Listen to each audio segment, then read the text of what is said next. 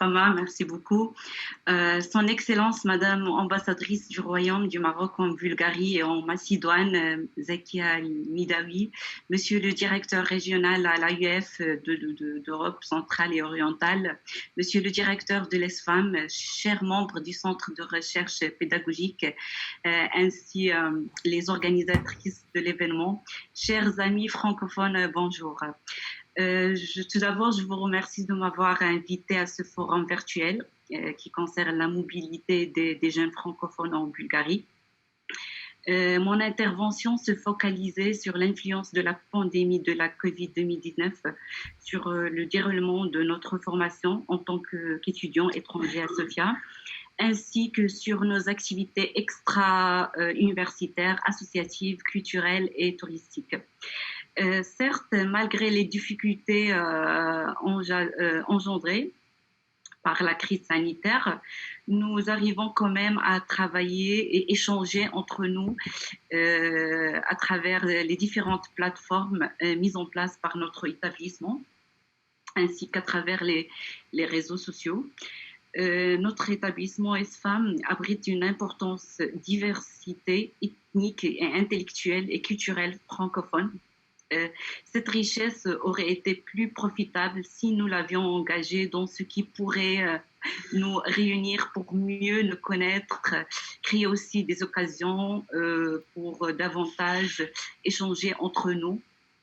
Cela pourrait être bien s'effectuer à travers des voyages qui nous permettent de mieux d'ouvrir la Bulgarie et ses régions qui est une destination touristique par excellence.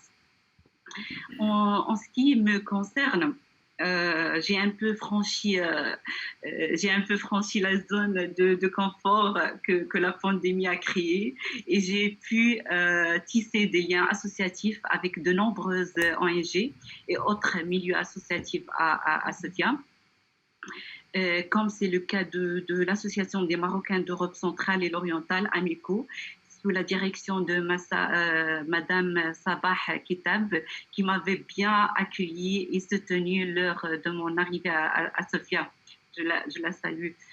Malheureusement, avec la situation, en ce moment de crise sanitaire, je n'avais pas pu participer à des événements pour pouvoir prendre part au développement de l'aspect culturel et touristique entre les deux pays amis, la Bulgarie et mon pays, le Maroc.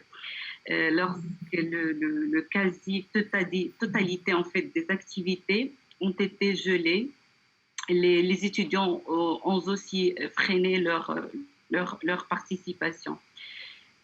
Par contre, j'ai adhéré à un groupe d'étudiants international nommé eConnect, où j'ai pu créer un grand, je peux dire ça, grand réseau d'étudiants étrangères.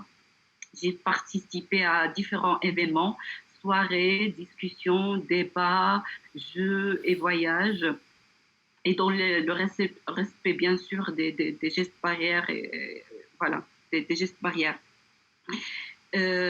Également, voilà, donc selon moi, on doit comprendre la culture des autres pour un meilleur vivre ensemble. Et actuellement, je suis en train de préparer d'organiser un petit voyage pour entre nous, les étudiants, afin de découvrir un peu le pays de 4 saisons. C'est le capital européen de la culture, c'est Plovdiv. Et j'espère que ça va bien passer. Donc, généralement, je peux dire que la formation est bien. Par contre, on était privé des rencontres de terrain avec des entreprises.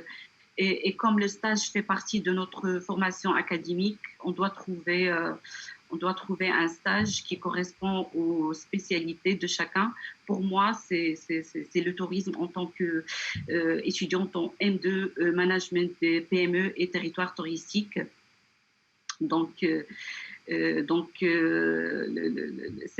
vrai défi, le vrai challenge pour moi. Trouver un stage à niveau ou bien un travail, pourquoi pas, en plein crise touristique, sanitaire et migratoire aussi. Donc, malgré tout ça, je reste positif et optimiste malgré les contraintes et les difficultés parce que je pense que c'est à nous de gérer la pandémie qui est pour moi, c'est pas une crise, mais plutôt une situation qu'il faut surmonter et de faire face à la vraie crise du monde. C'est le chômage, l'immigration, la retraite et la crise humanitaire. Donc, et avec la présence des personnes décideuses, dynamiques, qui ne cessent d'encourager les jeunes, comme son Excellence Madame l'ambassadrice, ma compatriote, je m'excuse, le monde va bien. Voilà, merci et bonne fête.